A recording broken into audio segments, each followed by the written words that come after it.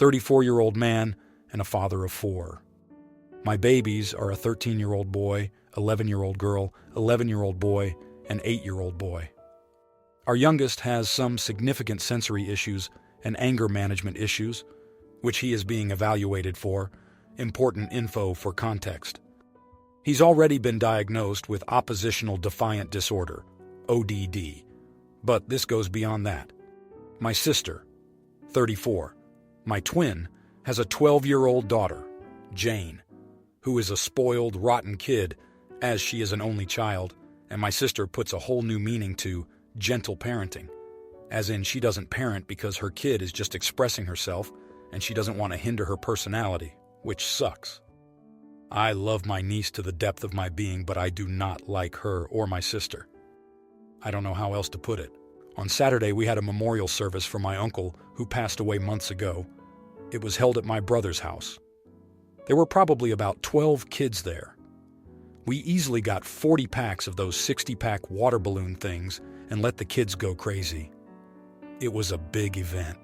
However, at some point, my youngest decided the water was too much for him to handle, said he was done playing, and came to sit by me and dry off. He was behaving well, which I was grateful for because he has many bad days. But my niece kept coming up and throwing more water balloons at him after she was asked to stop. It was causing him to spiral, and he starts raging out, basically. And my sister was telling me to calm my kid down and tell him to stop being a baby. She didn't want to get wet. So every time he went to throw one back, she would start screaming, telling him to stop. At that point, my sister got involved as well and yelled at my son, saying, "Don't you dare. She said not to get her wet because she's wearing white and it'll be see-through." I told her to tell her daughter to stop throwing water balloons at my son because he had already said to stop, and she said he's already frickin' wet. So basically, my niece was perfectly fine to throw things at my kid, who had asked her to stop repeatedly, but they weren't letting him defend himself. The last time my niece came up to him, I spoke up and said, "Don't even think about it." He said no. She didn't listen and threw it anyway, so I grabbed the hose beside me and drenched her for a solid 30 seconds. She immediately starts crying and covering herself and goes to hang out in my sister's car. My sister starts berating me and stating that I knew it was going to make her see-through and decided to be inappropriate anyways. My mom and father kicked her out for that comment. I'm getting texts from my brother-in-law, however, stating that I'm a pig and what I did was uncalled for and abusive, and that I would never be allowed around my niece again because I'm inappropriate. ETA. The dress wasn't even all white. It had a white strip along her stomach. That's the only spot of white that was on her. The rest of the dress was dark. Now, here are the comments. Comment 1. Everyone is acting like OP gunned her down with a fire hose. It was likely a garden hose. As far as we know, the niece had 2 working legs, and I presume OP didn't get up or chase her. She could have walked away. If she didn't want to get wet because she was wearing a dress, then she shouldn't have been playing with water. All it would take was a 5-year-old who didn't know better to land a water balloon. She agreed to play, and a vital part of that is getting wet. The son did what he was supposed to. OP was protecting his son, and if the sister didn't want OP to parent, then she should have parented the niece herself. What the niece was doing was malicious. She was trying to provoke the son and make him lash out, not the idiot. Comment 2. At the end of the day, he told what would happen if she soaked his kid again. She did it. He only stood by what he said. He is not a creep. I've worn a white dress, it got soaked, and it hasn't turned see-through. At the end of the day, the sister needs to tell her daughter about boundaries. She's old enough, she should know that no means no. Instead, she kept going on and on. Well, whatever happened after the fact is her own fault and her mom's fault. Why should she have her boundaries respected while she won't respect anyone else's? What? Because she's a young girl and the boundaries of the kid she wasn't respecting was a young boy?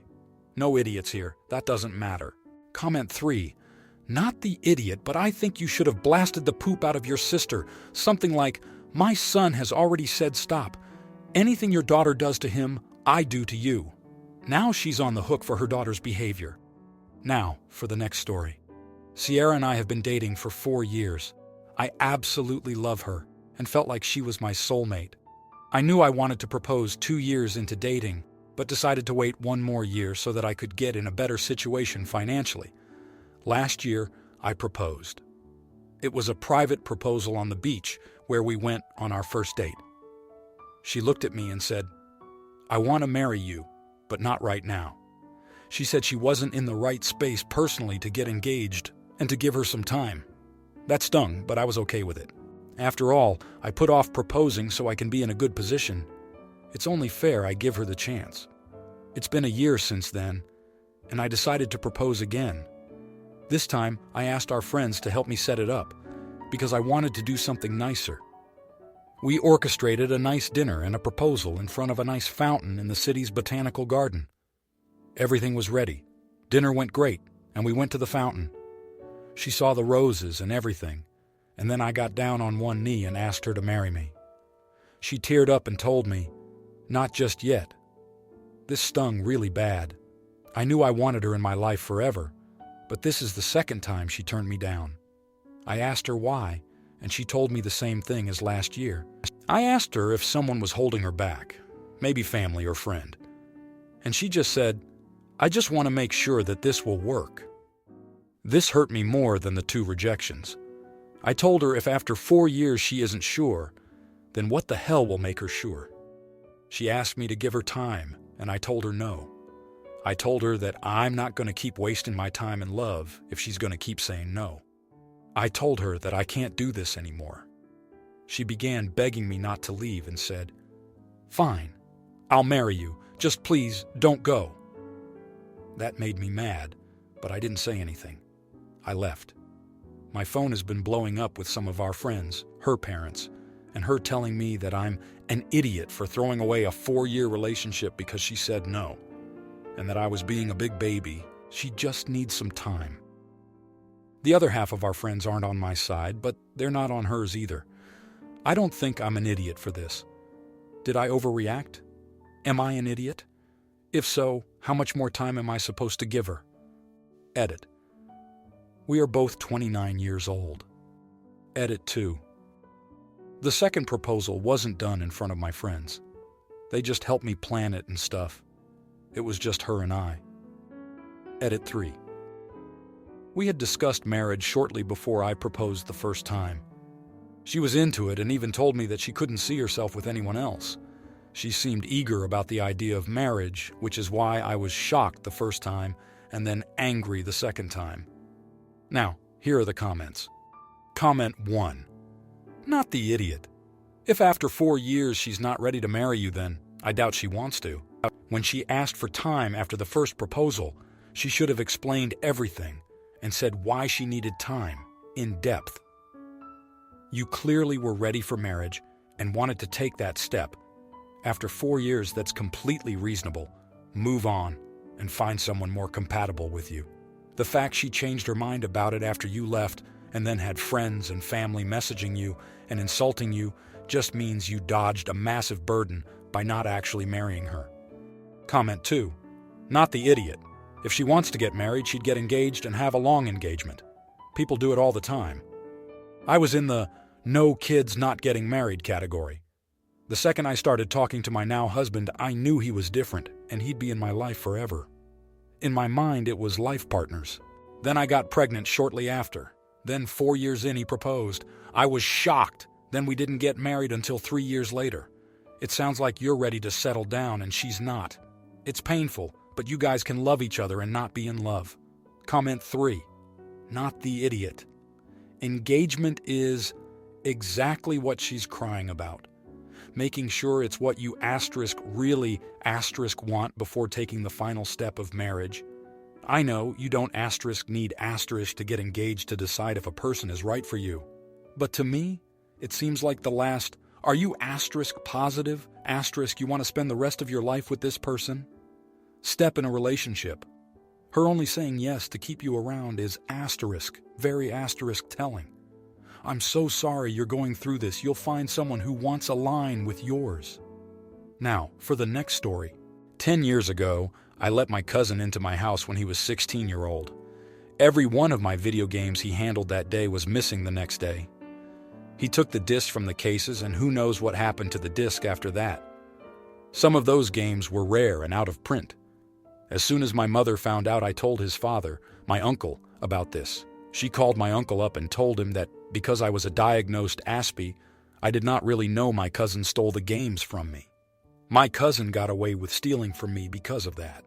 My mother later admitted she knew she lied to my uncle because she was worried that my cousin being grounded all summer would be bad for his mental health. Now I have a house, and I refuse to let this cousin into it until he apologizes for stealing from me. My family is telling me I am being childish because he was a child when he stole from me, but I think he learned it was safe to steal from me thanks to my mother's intervention. How should I handle this? Now, here are the comments. Comment 1. An apology is the very least you should be asking. How about $200,000 worth of payback? Plus an apology. At the very least. Has he no shame? Can't believe he hasn't even apologized or made some excuse. I'm sorry you had to go through that. Why don't you ask your family if they'll mind if you steal $200,000 worth of their stuff? It'd be childish to mind, right? And wow, your mother is a piece of work. Absolute. Not the idiot. Stand your ground. Hope you have managed to rebuild your game collection. Comment 2. Not the idiot. So you're Asperger's, and they wonder why you can't let it go. Sometimes I think, often people with special needs are smarter than most of the so-called normals. Don't let it go. If it were me, he'd have to apologize and pay for replacements, but I'm a bitter old girl who hates thieves and loves gaming. Edit to add, sorry, neurodivergent. I'm still stuck on old definitions. I didn't want to edit out the mistake, though, otherwise the following comments wouldn't make sense. Comment 3. So your cousin being grounded is bad for his mental health, but you facing injustice, theft, and having nobody trusting your claim and knowing your mother doesn't have your back is good. Your mother didn't want to create waves in the extended family by disregarding her child. Her choice.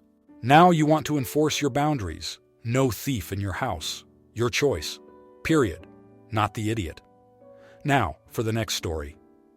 I am 27 years old and had Friday night date plans with my 28-year-old boyfriend. There were a few things I needed to do before driving the 35 minutes to his place to have our dinner and movie. I had just gotten off of work and needed to shower, take care of my pet, pack for the night, and clean a bit before heading out. Right before my shift ended, I got my period, yay, and with that came super bad cramps, back pain, a headache, and all the fun period feelings that I didn't expect. So, I planned to head to a nearby store, the closer I got to his place, to grab tampons and some period pads. Right before I showered, I got an ETA call from him. I told him the time he should expect me and gave him a heads up that I'm not feeling too well. He offered sympathy and then asked if there's anything he can do to help me. I hesitated before I answered because in the past he's asked and I've said, and nothing came of it. I decided to just give it a shot and ask if he could run to the store since it's about a 2-minute drive from his place to grab the items for me. I said I can send you the exact products I need, which is just about 3, and also Venmo him. He chuckled and said, yeah, no, we can just go together to grab those things. I'm shocked and state, that would just be a waste, I'll just run there myself. Sometime later I finished my tasks, ran to the store, grabbed my period products, and headed to his place.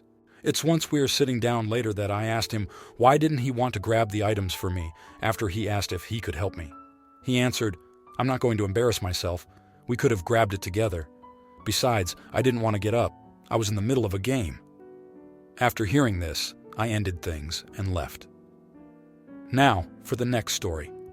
My brother Mark, who is 40 years old, won the lottery when he was 20. It was $1,000 a week for life. He was young and wanted to travel. He dropped out of school and has spent his entire adulthood basically seeing the world. He comes home to visit every few years, and we FaceTime with him when he is near a signal. He doesn't travel first class or stay in expensive resorts, so he has actually built up some nice savings. He came home with a girlfriend, Haley, who is 28 years old this year. They met when they got stuck in South America during the pandemic. She has been traveling since she graduated from university, and she works from a laptop. I, a 54-year-old woman, live in the same city where I was born. I love it here. I love being close to my parents and my grandchildren, and most of my siblings. Mark hated being the youngest of 8 and always swore he would not have kids. Our parents were older when they had him, and they didn't have the energy for him, truth be told. Mark came home when he was 30 and told us all that he had had a vasectomy and that he would not be contributing to the world population. Haley is a pretty young woman, and she is also intelligent and sweet. I can understand why anyone would fall in love with her. We were having a family BBQ to celebrate Mark being in town. There were maybe 30 people in my parents' yard and house. I was talking to Haley about her future plans now that the world opened up again. She said that she was ready to settle down and start a family. I asked if they were planning on adopting from one of the countries that they had traveled to, or if they would try in North America. She said they had talked about it and would be having at least one child of their own. This may be where I messed up. I asked where Mark got his vasectomy reversed, or if they were having in vitro fertilization. I know they can harvest sperm from a testicle even after a vasectomy. She went very quiet and went over to Mark. They spoke and they left. Mark called me later that night to scream at me for ruining his life. He hadn't told her, and he was planning on just continuing to travel and maybe adopt if they decided on it. He said I shared private medical information and that he never wanted to see me again. I apologized over and over. I seriously had no way of knowing that he was planning a future with this girl without telling her a pretty big piece of the puzzle might be missing. I feel bad for him, but I think he should have told her. Now, here are the comments. Comment 1. He hadn't told her, and he was planning on just continuing to travel and maybe adopt if they decided on it. First off, doesn't sound like he was ever going to tell her, and if they decide on it, there is no if they. He has already made the decision when he chose not to inform her of his vasectomy. Not the idiot. If anything, you might have done this girl a huge favor, and even your brother as well. He may not think so now, but what if this is what she really wants? Is he going to have kids just to make her happy? Or what if she decides to not have kids to make him happy? Sounds like this could lead to resentment down the road. Comment 2. It wasn't private medical information. He literally shared it with the entire family when he was 30 years old. If he wanted it kept private, he wouldn't have told his entire family. Nobody forced him to say anything. He did that on his own. How were you supposed to know that he was lying to this woman's face, and that he was always planning on dragging things out as long as possible before coming clean or lying and saying he was infertile? Not the idiot. Comment 3. This reminds me of a Dear Producer letter. The husband and wife were trying for a baby, and the wife felt like it was her fault. The husband was being supportive and helping her through it.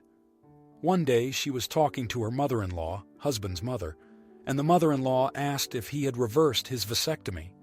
Well, she ran for the hills. Why would anyone stay with someone who leaves out some very important info? Not the idiot. You saved her a lot of pain. If you like this video, you'll probably like these too. Also, while you're here, please consider subscribing. It's your support that keeps this channel alive and allows me to make better and longer videos. Have a great day.